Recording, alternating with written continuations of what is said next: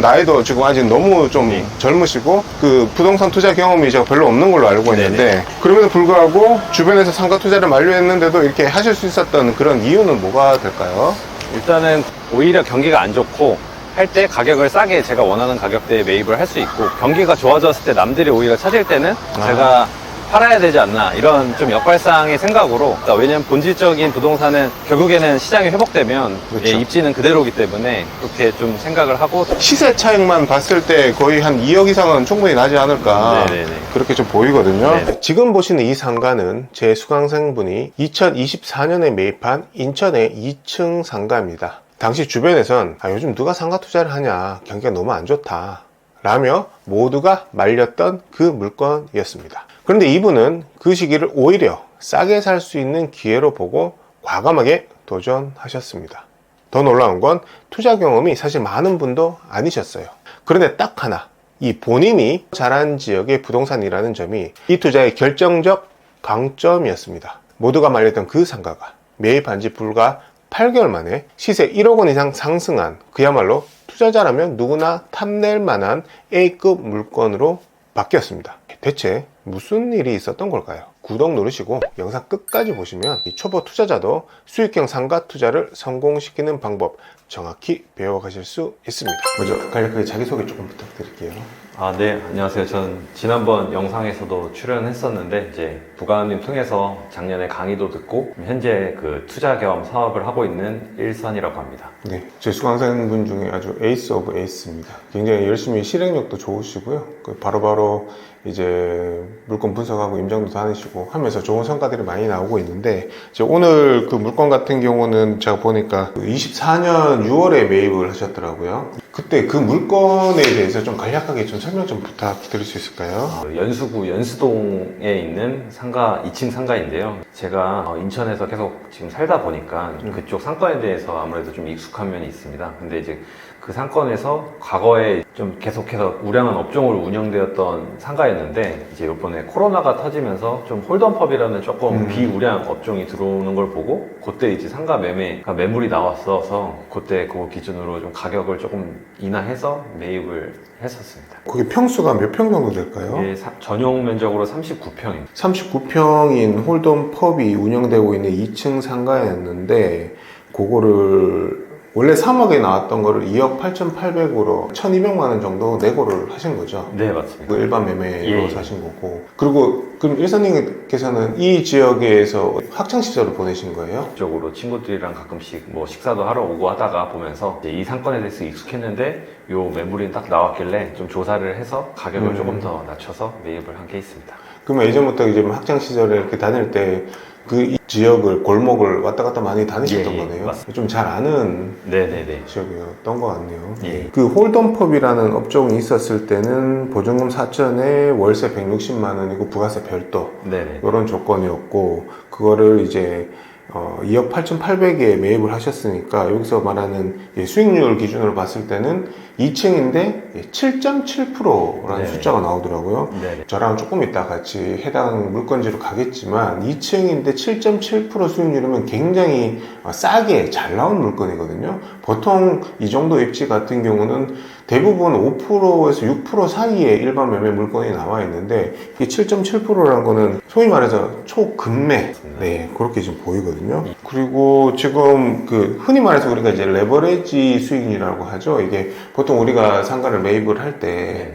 자기 돈 100% 다 넣고 사는 거 아니잖아요. 네네네. 아파트랑 마찬가지로 상가도 담보대출을 받아서 진행을 하는데, 그 대출은 얼마 정도 받으셨어요? 대출은 여기를 66% 받아서 1억 9천만 원 정도. 그러면 상가도 일반 매매로 살 때 상가 담보대출이 66%까지 이렇게 나오는 건가요? 예, 보통 한 60%에서 많게 받으면 70% 정도가 그렇죠. 보통 일반적이다 보니까 저는 요거는 66%로. 네, 맞습니다.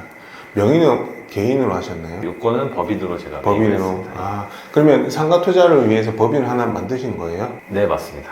그 법인을 좀 키우려고 하나 네네네. 만들어 놨다가 요걸 매입했고 계속해서 좀 키워나갈 예정입니다. 지금 보시는 분들 중에 이제 와, 상가를 투자하는데 법인까지 만들어야 돼 라고 이제 생각하시는 분이 좀 계실 수도 있을 것 같은데, 법인을 하게 되면 굉장히 좋은 게 뭐냐 하면은, 우리가 보통 부동산을 팔았을 때 양도소득세를 내게 되는데, 이제 법인 같은 경우는 양도소득세가 아니라 그냥 법인세만 내면 됩니다. 그 법인세 자체가 2억 원 이하로, 1년에 2억 원 이하로 이제 수익이 났을 경우는 약 11%만 내면 되거든요. 근데 양도소득세 같은 경우는 거의 40% 네. 넘게 나올 수도 있는 거니까, 이게 법인이 좀 유리하다, 이렇게 생각하면 될 것 같고요. 그리고 참고로 또 이제 법인 만드는 게 되게 어렵고 무섭다고, 이제 좀 두렵다라고 생각하실 수도 있는데, 그건 제가 나중에 한번 영상을 찍을 건데, 저도 회사 다니면서 법인을 만들어서 투자를 했었거든요.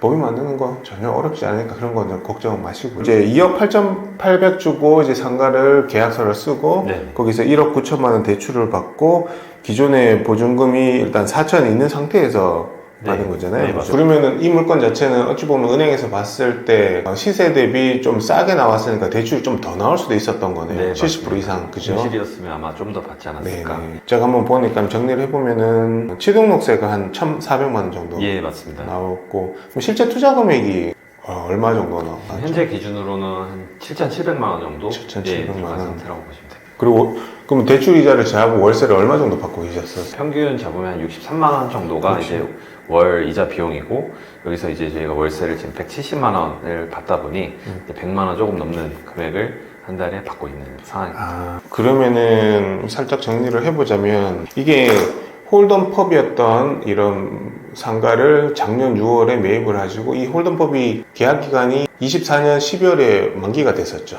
네, 맞습니다. 네, 만기가 되고, 이 한의원 같은 경우는 현재 지금 한의원으로 맞춰져 있는데, 이 지금 현재 업종은 3월에 들어왔나요? 3월에 계약을 하고 이제 4월부터, 한의원은 보증금이랑 월세가 얼마 정도 되나요? 그러니까 기존 홀덤펍이었을 때는 보증금 4천에 월세 160이었고, 이번에 한의원 같은 경우에는 보증금 3,500에 월세 170만 원으로. 그러면 홀덤펍이나 한의원이나 사실 보증금이나 월세로 봤을 때는 보증금은 오히려 500만 원 줄어들고 월세는 10만 원 늘어난 네.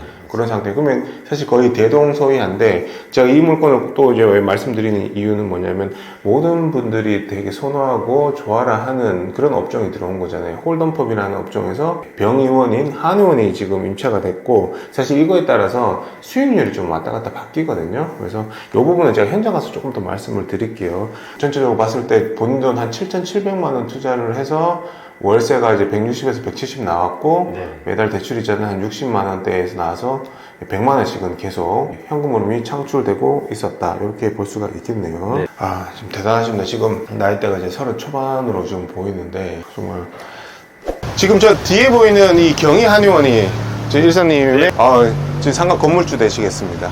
그 코로나 기간 때는 홀덤펍이었고, 그 전에는 뭐였나요? 이게? 그전에는 저희가 과거에 아웃백이나 미스터 피자, 뭐 피자헛 이렇게 좀 크게 하는 게 유행이었잖아요. 그래서 네네. 예전에는 미스터 피자가 한 10년 넘게 공실 없이 운영이 됐었습니다. 이 라인 자체가 굉장히 좀 괜찮은 그런 네네. 라인이라고 볼 수가 있겠네요. 네네네. 근데 그러다가 2020년 딱 코로나 터지면서 그 미스터 피자가 빠져나가고, 네, 맞습니다. 그 홀덤펍이라는 예. 어찌 보면 그렇게 좀 선호되지 않는 그런 업종이 들어와서 한 네. 4년 정도 있었던 거예요. 예. 근데 이제 그 일사님은 그걸 쭉 보고 있다가, 이거는 업종이 안 좋아서 기존 주인분께서 싸게 좀 내놓으신 거예요? 예, 기존 주인분이 이 건물이 2002년식 건물인데 2002년도에 분양을 받으신 분이다 보니까 20년 넘게 보유를 하셔서 이쪽에 대한 현 시세를 잘 모르셨던 것 같고, 두 번째로는 개인 사정도 있으셨고, 세 번째로는 비우량 업종이다 보니까 좀 가격을 낮게 내놓으신 거에서 제가 좀 더 깎아서 매입을 한 케이스입니다.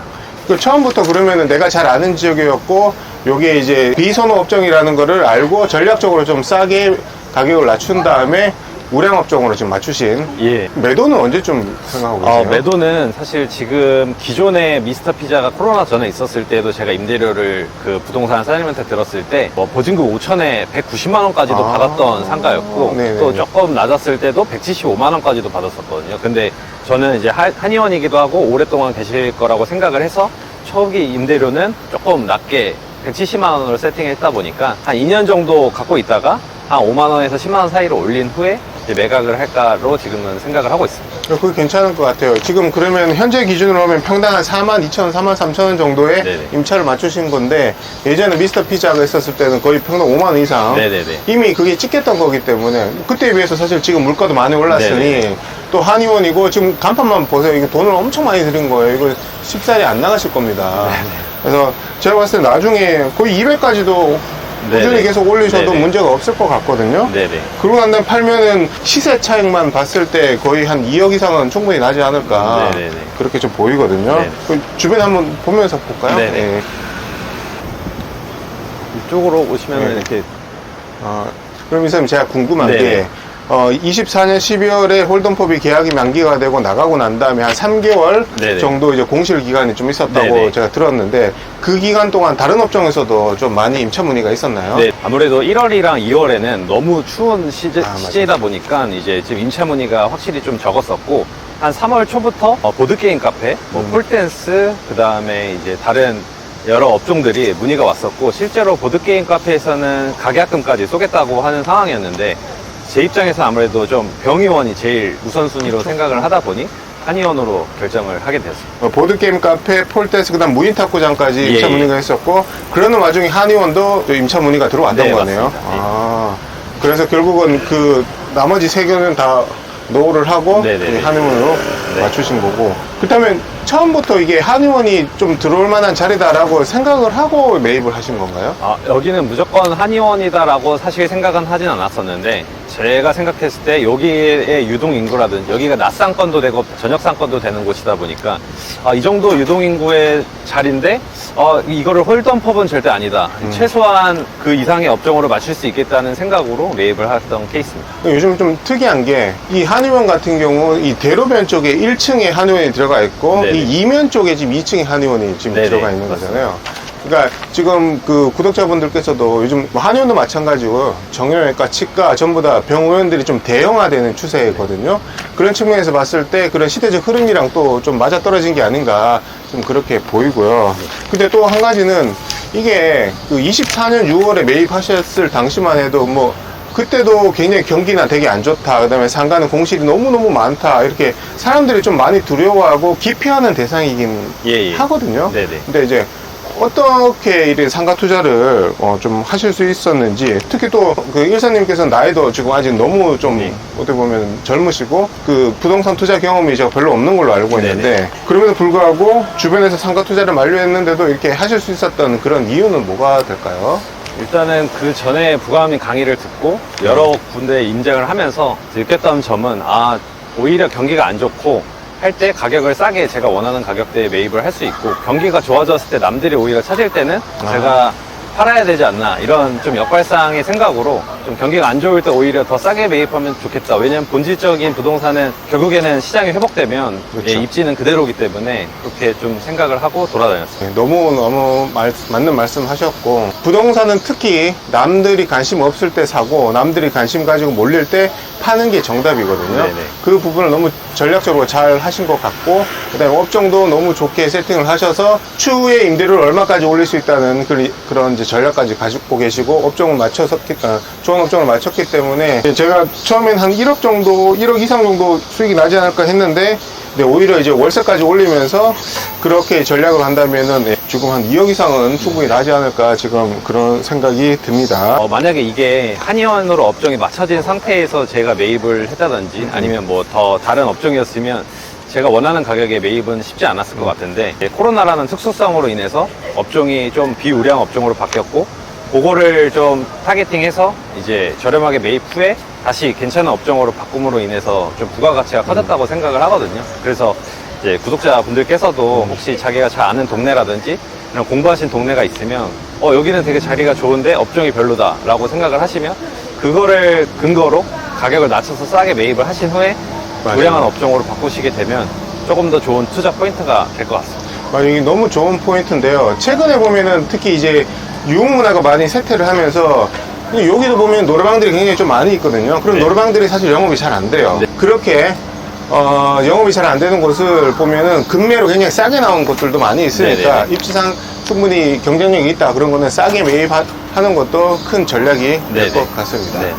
네, 오늘 보신 사례 어떠셨습니까? 초보 투자자가 꼭 기억해야 될 투자 포인트 3가지를 다시 한번 정리해 드리겠습니다. 첫 번째로 사람들이 두려워하고 기피하는 그 시기가 바로 투자해야 될 그 시점이다. 두 번째로는 초보자 분이라면 자신이 잘 아는 지역 위주로 먼저 시작을 하시는 걸 권해드립니다. 마지막으로 나중에 내가 이걸 결국 팔게 될 거잖아요. 그러면 누가 이 물건을 사갈지를 미리 전략적으로 예측을 해서 접근하시는 걸 추천드리겠습니다.